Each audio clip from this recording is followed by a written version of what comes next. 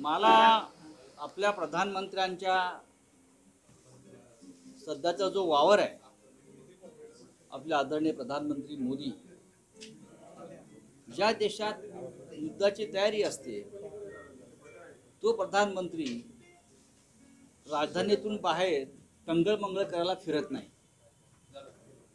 बरं, आता काश्मीरात एवढ्या मोठं हत्याकांड झालं, आमचे प्रधानमंत्री बिहारला प्रचाराला गेले, इतकं मोठं हत्याकांड झालं, पाकिस्तानला धडा शिकू वगैरे बोलले.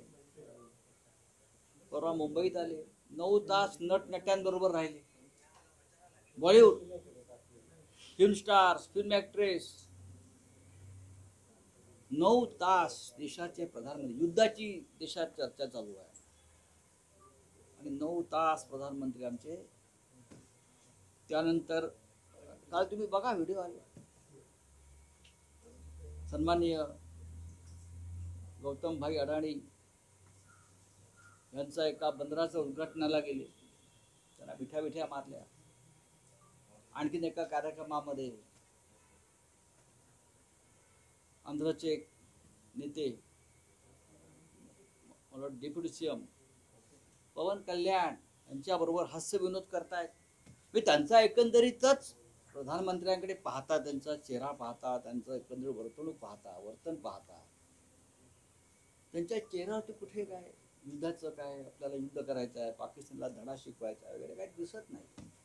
खुशमिजाज अवस्थेमध्ये आम्ही चिंतेमध्ये आहोत की पाकिस्तानला धडा कसा शिकवायचा, की पाकिस्तानशी युद्ध कसं करायचं. विमाने वगैरे उडत आहेत, प्रॅक्टिस चालू आहे विमान उडवायची. आत्ता मी काय डिफेन्समधले एक्सपर्ट नाही, युद्ध सराव हा सदैव सुरू असतो. ज्या देशाला पाकिस्तान सारखा किंवा चीन सारखा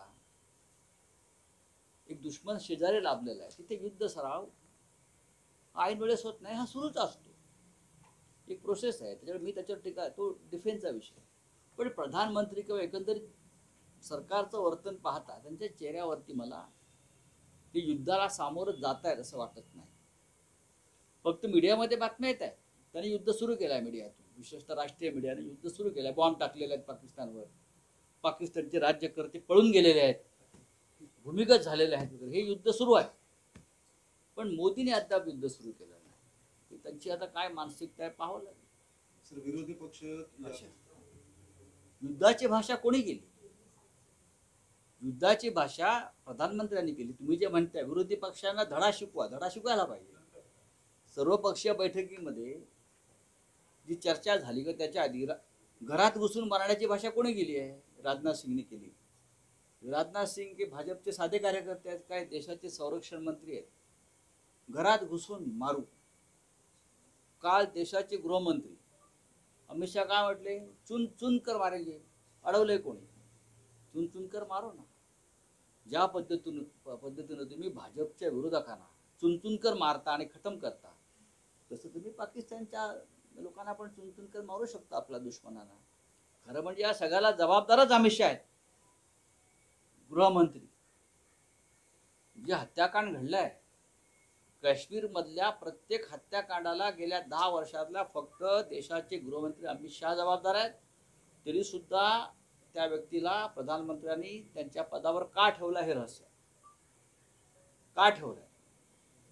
27 जणांचे जे हत्याकांड झालंय त्यात आपल्या राज्यातले 6 जण आहेत. त्याला जबाबदार अमित शहा. ते काय चुनचुन के मारू करतात. आमचे लोक चुनचुन कर मारले, त्याने तुम्ही राजीनामा दिला पाहिजे, त्यांचा राजीनामा घेतला पाहिजे. मी कालही म्हणालो मला विरोधी पक्षाचा विषय कीव आहे. त्यांनी सगळ्यात आधी अमित शहांचा राजीनामा मागायला पाहिजे, त्यासाठी आवाज उठवायला पाहिजे आणि नंतर समर्थनाच्या गोष्टी केल्या पाहिजे सरकारला. तुम्ही विरोधी पक्ष नाही, तुम्ही पण विरोधात आहात. मी मागतोय ना, आम्ही मागतोय ना. मी माझी भूमिका मांडतोय, आमच्या पक्षाची भूमिका मांडतोय, सर्वपक्षीय बैठकीत सुद्धा मांडली. आम्ही गांडू नाही. हा देश महत्वाचा आहे. या देशावर जर नुसते बोलघोडे राज्य करणार असतील, चुन चुन के मारेंगे, घर में घुसकर मारेंगे, ये करेंगे, आणि तुमचे प्रधानमंत्री 8-8 तास नटनट्यांमध्ये राहतात. काय की नाही काय दुःख चेहऱ्यावर. 27 जणांचं दुःख किती मोठं आहे.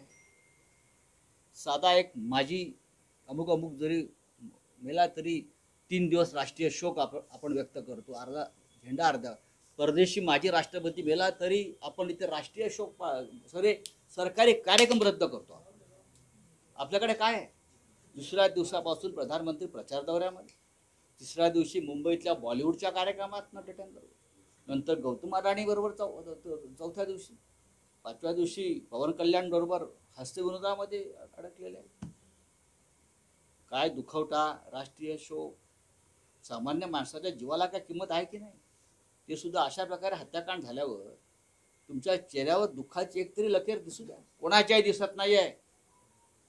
ज्या पद्धतीनं पुलवामात हत्याकांड झाल्यावर भाजपच्या चेहऱ्यावर मला दुःख दिसलं नाही, मोदींच्या चेहऱ्यावर मला दुःख दिसलं नाही, त्याच पद्धतीचं माझं म्हणणं आहे की 27 जणांच्या हत्याकांडानंतर भाजपच्या किंवा त्यांच्या प्रमुख लोकांच्या चेहऱ्यावर मला दुःखाचा, चिंतेचा लवलेश दिसला नाही. या देशाचं दुर्दैव. जम्मू काश्मीर जागोजागी सोल्जर तैनात असतात, मात्र या ठिकाणी एवढे मोठ्या संख्येने लोक होते तिथे बघा, त्याचं उत्तर कोणी देत नाही. तर इथे सैनिक का नव्हते, सुरक्षा रक्षक का तैनात होत नव्हते, त्याचं उत्तर कोणी देत नाही.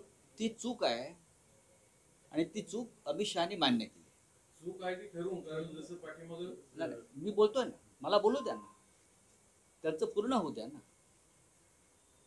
सर्वपक्षीय बैठकीमध्ये अमित शहानी ती चूक मान्य केल्यावरती त्या चुकीची शिक्षा त्यांना मिळायला नको का? मिळायला पाहिजे ना. त्याला जबाबदार कोण आहे.